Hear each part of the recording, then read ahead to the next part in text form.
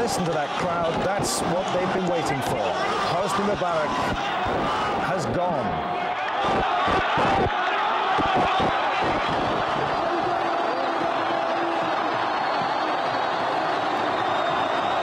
The whole idea of Egyptians just being submissive and worshipping Pharaoh, all this is just, you know, no one can ever say this again.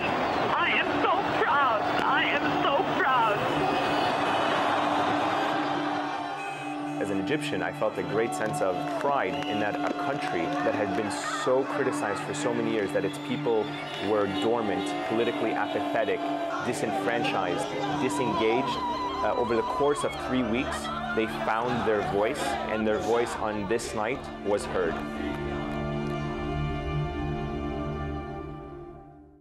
He's taken stolen goods and he's now dumping them onto the world without any sort of consideration for consequences. From people making the news. If the North will be saved a lot of trouble, I think it is important that they should come together. To those it affects. We do accept that there was very bad mistakes made in our banking area. Behind the headlines. Most South Koreans are not interested in reunification. Is the inside story. At this time on Al Jazeera. Decoding the stories that shape our views.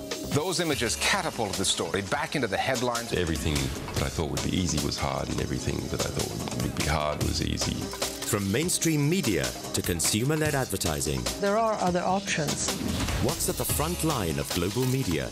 This has been reported worldwide. With a major media angle to it. Comparing news and challenging views. The Listening Post. At this time on Al Jazeera. China has a growing elderly population, and as a consequence of its one-child system, there are fewer younger people to take care of them. It's a responsibility that often falls to the state. Private retirement homes offer an alternative, but independence comes at a price, financially and emotionally. Faces of China, at this time on Al Jazeera. Information travels in many ways.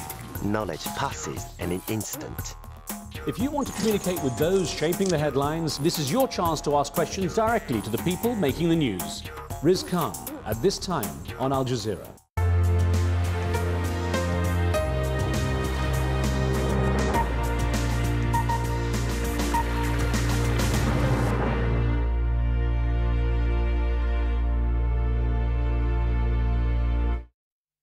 This is Al Jazeera.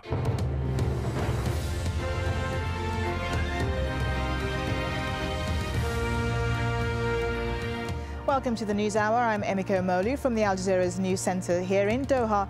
These are the world's top stories.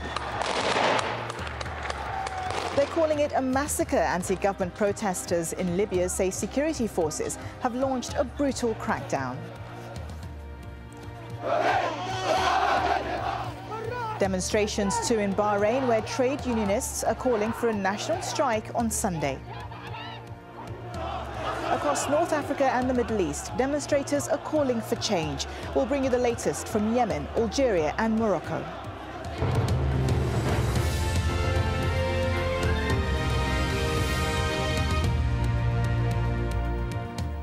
An uprising in Libya against the 42-year rule of Muammar Gaddafi appears to be spreading and intensifying.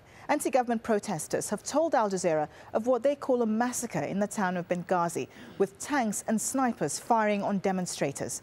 It's prompted religious leaders in the country to appeal to the government and its security forces to avoid using force. Most of the violence over the last few days has centered around Libya's second biggest city. But bloody clashes have also taken place in towns across the east.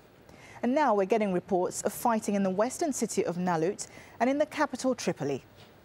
We'll hear from witnesses inside Libya after this report from Omar Al-Saleh.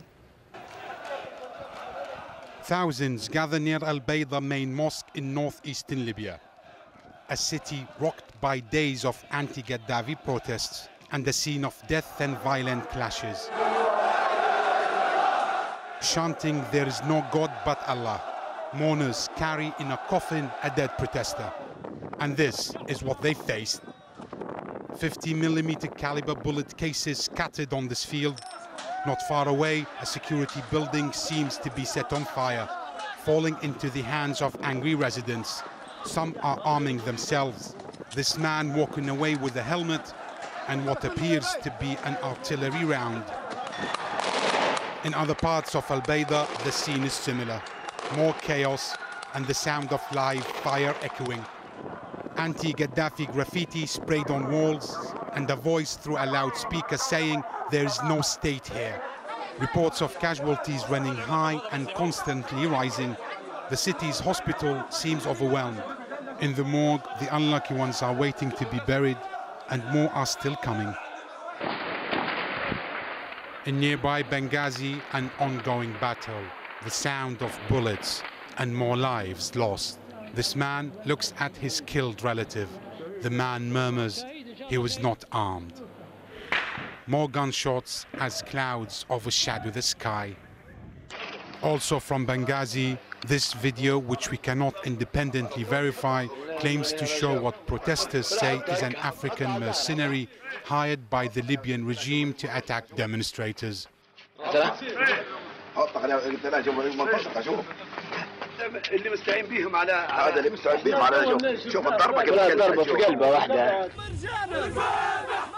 But on Libyan state television, a different picture. No mention of anti-government protests. Instead, supporters of the Libyan leader brought out onto the streets of the capital, Tripoli. Information from Libya is hard to get with communications and the internet disrupted. But what's almost certain, Libya is expecting more unrest in the days to come. Omar Saleh, AlJazeera. Well, joining me on the phone now is a lady who just wants to be known as Rama. She's a resident from the Libyan capital, Tripoli.